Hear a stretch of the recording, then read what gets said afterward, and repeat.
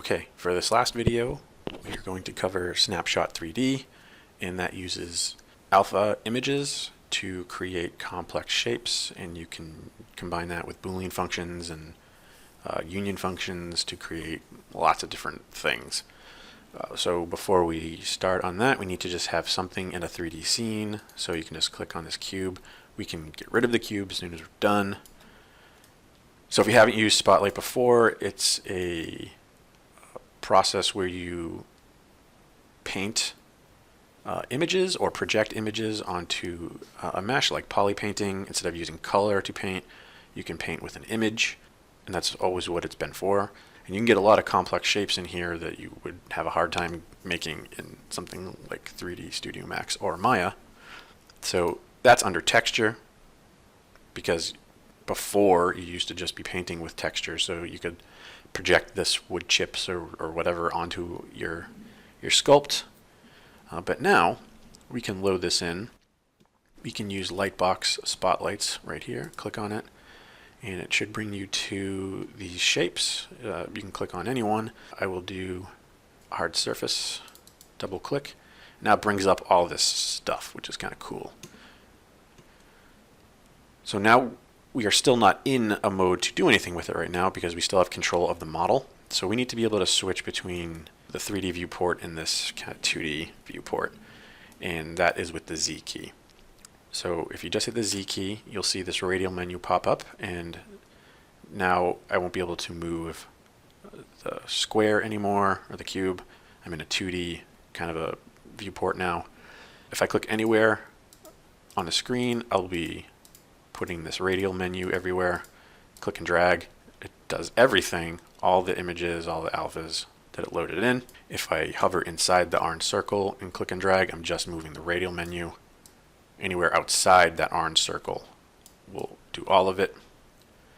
Now inside here are a lot of functions that have to do with manipulating an image, almost like a Photoshop, because you have filters and clones and stuff. And we're not going to use any of that, but we'll just use a few in here that allow us to manipulate these images, these alphas. So one of them is scale. We have rotate and scale, so let's scale it down a little bit, kind of put it over to the side so we kind of have it ready to go. And my recommendation is you don't do anything to these images, but you duplicate them and mess with the duplicates. So you can click on each one, and you can see they're highlighted. And you can see I can take it and then move it out, but I'm destroying that image if I do anything to it. So I'm going to put it back, and I'm going to, you can just barely see it, but it says duplicate right here. It says duplicate. So I'm going to click that one and do duplicate. And then now I can just mess with this one, so if I destroy it or resize it or warp it, I don't do anything, it doesn't matter because I have the original there. If I hold Control, I can manipulate it from the center or from a center point. If I just move the orange circle, I can snap it to different points. And then if I hold Control, it's going to snap it, scale it from the middle, like this. But if I want to move or rotate from a point, I can do this and then say rotate. Or I can move it from here, say rotate, or snap it into the middle, rotate. So I have this new shape, which means I destroyed it. So what's good is I still have the original here. So let's do this again, and I'll duplicate it. I'll bring another duplicate over. So I'm going to pop one right in the middle. Let's first go over how to kind of Boolean or manipulate these images before we actually create geometry.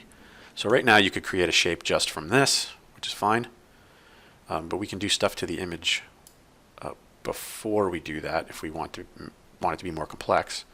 So let's bring this square in here. We'll scale it up a bit, and we want to edit the image. So right now, if we go down to the bottom of the radial menu and see this button right here, it looks like the button that's over here in the subtool palette.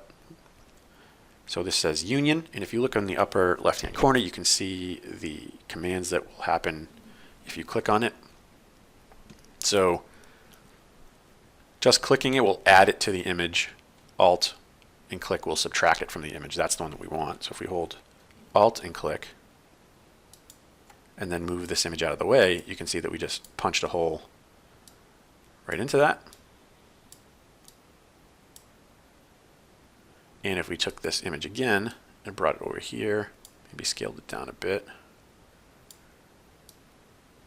and just clicked it for union, and then moved the image out of the way, you can see that we've now added to this. The only problem being, the only caveat here is if I wanted it to look like this, I could not. Because if I hit union, it's only going to go to the end of the kind of border of the image. So I'll do union.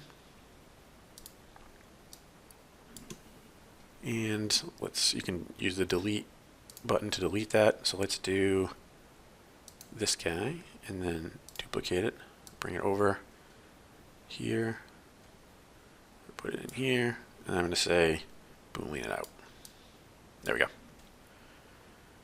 I mean, this is destructive. That's why we didn't want to mess with what's already in here. So now you can see we have this brand new shape. Now, easy enough if we just want to create geometry from it. We just go over to this little camera icon. It says Snapshot 3D. Click it.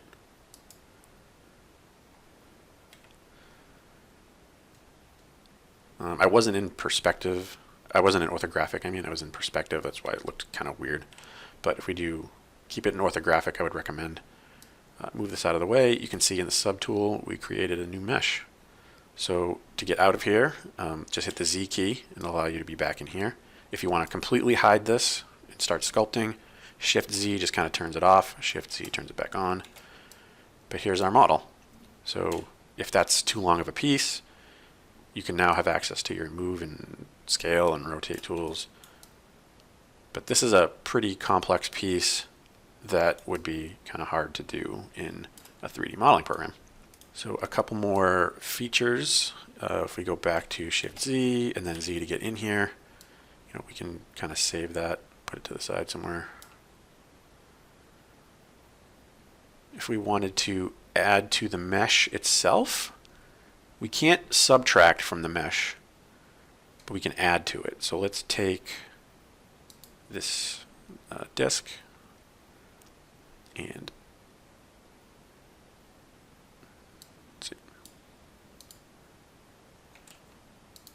duplicate it, bring it over. So say I want to, and this kind of helps with the image not being able to go past the border when you were doing the union. So let's scale this up, put it right here, and under Snapshot 3D, instead of union here, you're going to Snapshot 3D, but if you hold Shift and click, it's going to append it to the model. So if I do that, and then I do Shift Z to hide everything, you can see now I've added to this model. And at this point, you can get rid of this cube if you don't want it. I can bring this right to the middle.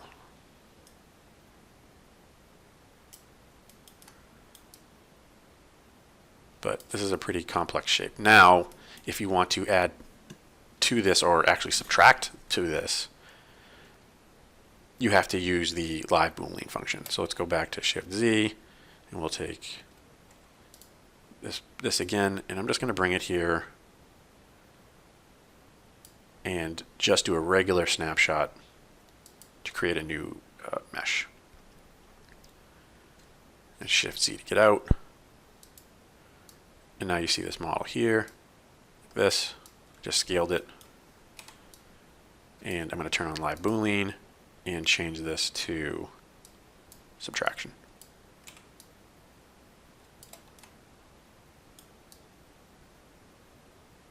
And that's pretty much it. It's a pretty easy feature, but I would say it's pretty darn powerful, because again, this shape would be really hard to do in 3D Studio Max or Maya. So these could be just pieces that you make of a whole piece. Maybe it's a gear or a lock or a hinge or something like that. Really quick to be able to have that. And if you have stuff in here that you like, I believe you can just save the spotlight. Like if you like this image, you could go to spotlight. You can save that spotlight as something else, and then you can load it in later. So if you have a whole bunch of new custom things that you've done, you can save it and use it later. And that is about it. So a nice short video finally. And that's it for my series. Again, everything that I've shown in the past few videos are just things that I like to use, recently learned to use, and I found them to be powerful enough to show everyone. I'm sure there's a lot of other things out there, even better ways to use this stuff, but this is a nice alternative to kind of trying to model everything in Maya or Max. But again, it's just another tool in your tool belt. Use everything. So use Maya, use Max, use ZBrush, use everything. This is just another way to get shapes and complex forms. You could spend more time in here than you would need to in something like a 3D program. So have fun playing with these new features, and thanks for watching.